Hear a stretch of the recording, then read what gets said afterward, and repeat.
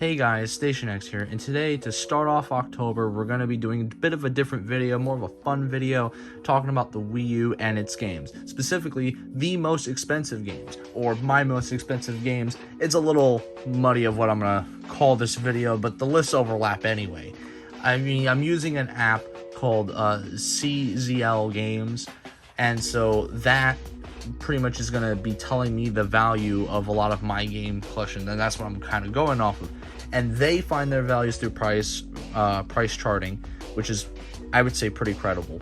But I also did a little bit of research on my own and tried to see what games consistently, show up on the most expensive list. And you guess you could kind of figure what's going to be on this list, right? But I just wanted to give that kind of context.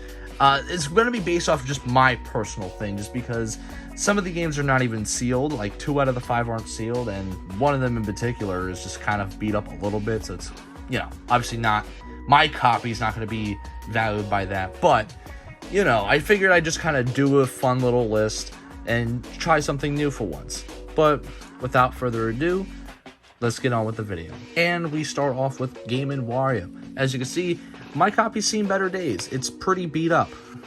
Basically, complete in box, Game & Wario says it's listed for as $164 complete in box, which is kind of insane. I completed my collection right before we all had to kind of lock our doors and stay inside, right? And stay away from each other. I was able to complete it shortly after that whole thing began. I did not pay nearly as much as what some of these games are going for, and this one in particular, I actually paid a pretty good price considering the fact that this is all beat up. Like $20 really was like the most I spent on it.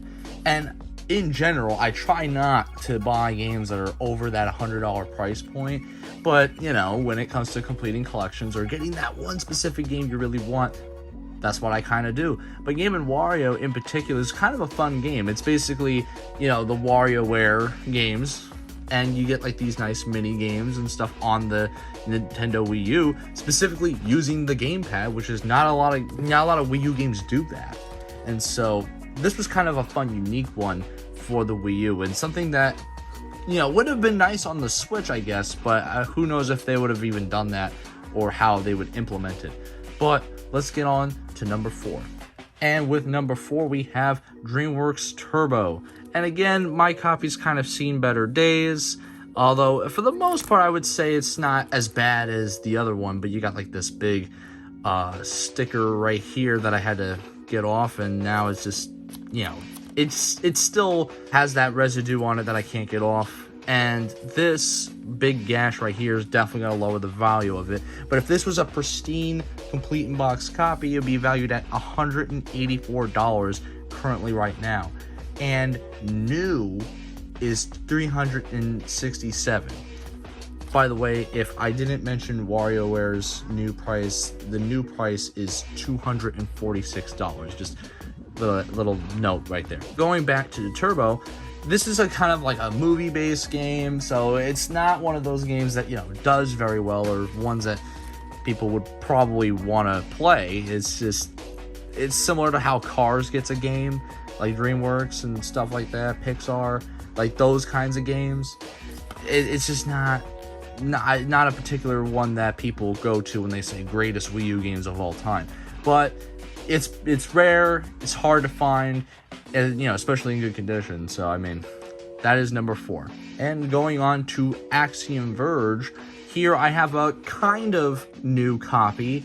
It's new in the sense that this is the actual seal that it uses. It's not a traditional seal. It's a bit of a weird one, and at first I was a little concerned, but it's okay. It's legit. Basically, this came in like a big kind of collector's edition box.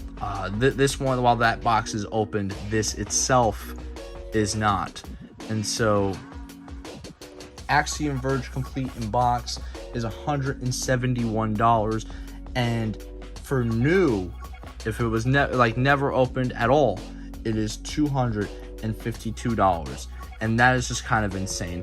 It's a limited run game, which I think it's the only limited run game on the Wii U, and it is right around the time that they were starting to get some traction too. So I mean, Imagine if Limited Run did the same thing for Wii U as it did the Vita. We would have a lot more, not only rare and hard to find Wii U games, but just a lot more Wii U games in general, because the Wii U had a pretty low amount of titles for a mainline console.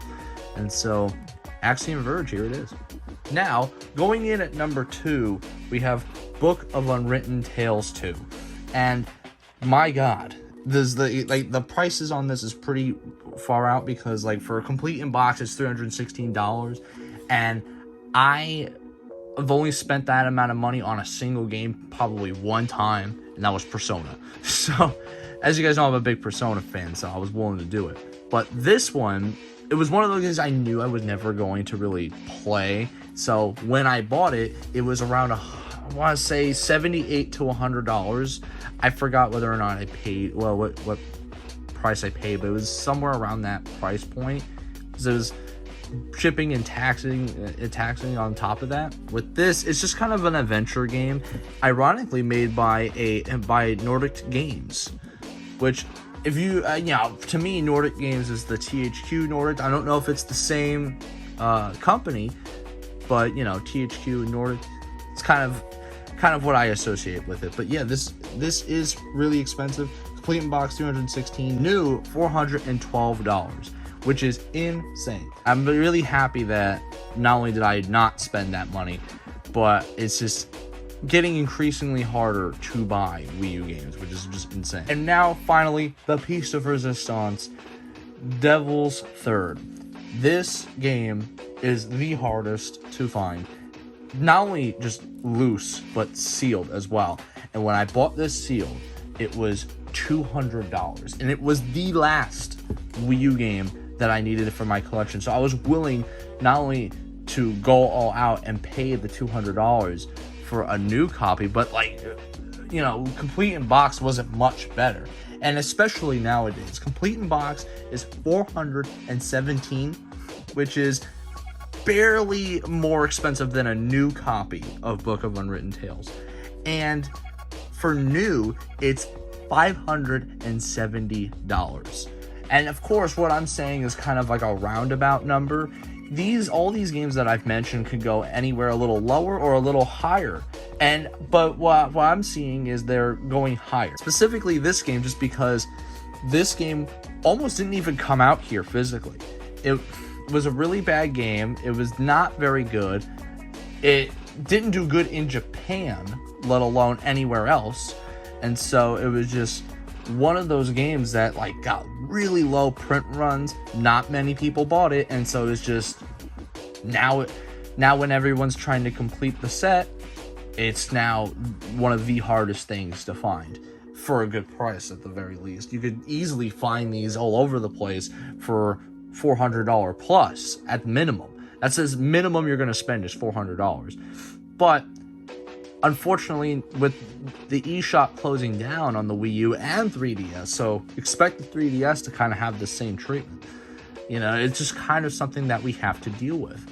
And that's kind of unfortunate, because now the only way to really make sure that you own these games and have a definitive way to play them is by buying a physical copy, because the eShops are down. Without further ado, these are all of the Wii U games that were in my collection that are the most expensive, the top 5 right here. Let me know what you guys think. Do you enjoy these games? Do you think these are worthy of that price tag? Do you think they're worth buying for that price? Let me know what you guys think. I've been Station X, and I hope you guys have a wonderful day.